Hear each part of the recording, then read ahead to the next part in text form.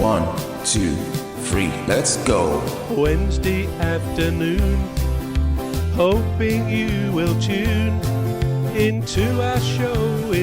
Well, I'm gonna really, I haven't heard it all. There are a lot of mysteries in life, aren't there? Quite a lot of things that are mysterious that you can't really explain. And this is one of them. So is the gym ones as well, the twins. I think it's a coincidence. You still think so? The same dates they died, father and son. Yeah, it may be just coincidence, but really it leads to a question I'd like to put to both of you. Now, let's say, so 96 people died in that brilliant construction. I mean, to actually see it is awe-inspiring. To think human ingenuity built that, and they were able to irrigate land for hundreds of miles around, which brought to life lots of little towns and villages which were pretty much dead, because if you don't have water you can't really function as a town or a village. But it enlivened, including Las Vegas, I mean, because that's in a desert and that's now the attraction around the world that it is. So a lot of people died though in that construction. And if we just think the Twin Towers in America, built in the 70s, that were knocked down of course in a terrorist act, I think something like 60 people died in that construction. The Golden Gate Bridge in San Francisco, I think 11 people died. And if we come closer to home and think of the Channel Tunnel, 13,000 workers worked on that from 1987 to 1993, I believe, when it opened.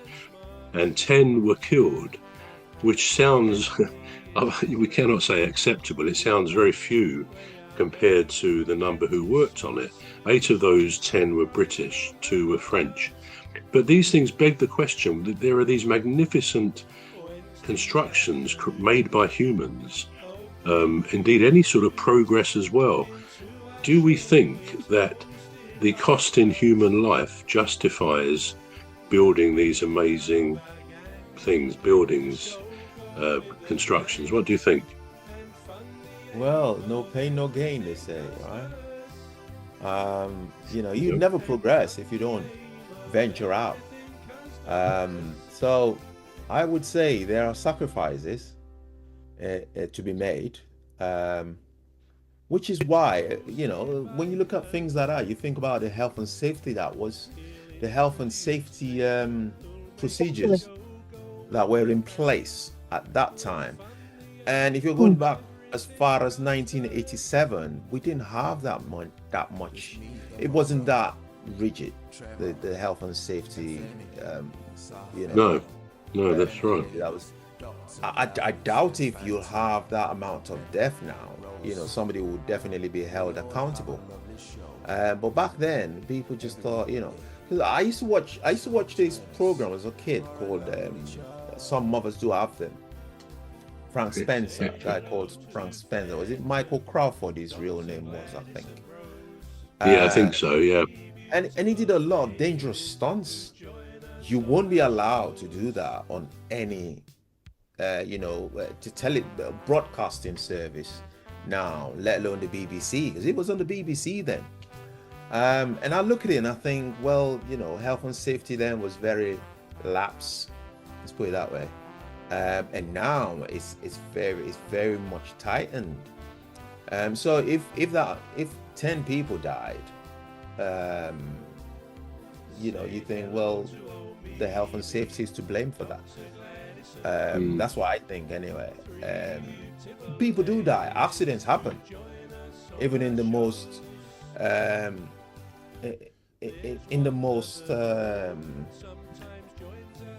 health and safety mindful. 1, 2, 3, let's go. Wednesday afternoon, hoping you will tune into our show. It's hosted by Cuz. He'll introduce the gang who'll make the show go with a bang.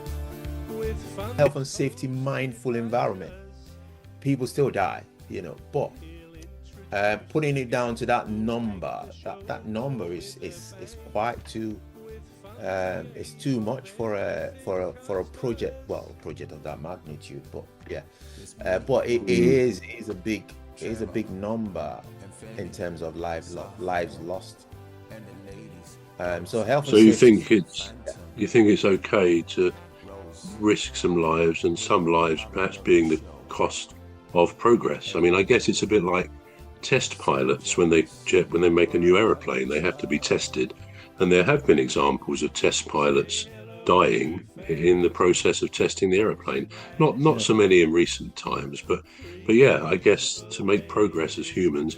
And a good example, of course, is the space. I think on Friday this week is the first opportunity, the first window that they may fly to the moon.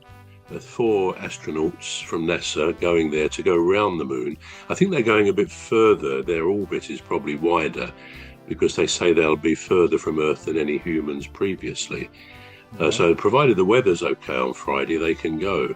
And again, we know there have been some awful accidents with astronauts in Russia, but more notably, I guess, in America with the shuttle disasters and things like that.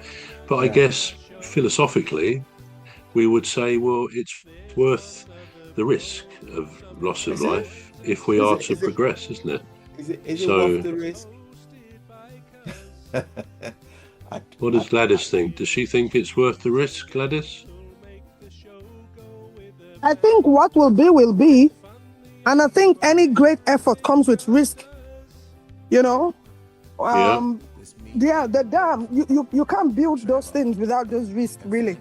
I'm telling you. So, like you said, I was going to say the exact thing, that health and safety wasn't a big deal back then, I'm sure. But it's not the same today. But it doesn't even matter. Sometimes it could be safer now than back then, but anything could still happen, you know. Anything could still happen. And that's why some of those projects, they will often have people sign some disclaimers.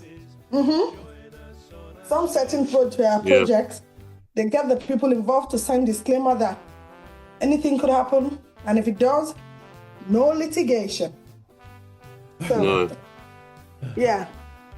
But if you say, is it worth it? It's always somebody or some set of people's idea, and they'll make it fly as long as they're paying somebody to do the job. So, I mean, life is risky. Between the GP and here, anything could happen. And there was no health and safety in my car. Okay, so 1, 2, 3, let's go. Wednesday afternoon, hoping you will tune into our show. It's hosted by Cuz. He'll introduce the gang who'll make the show go with a bang.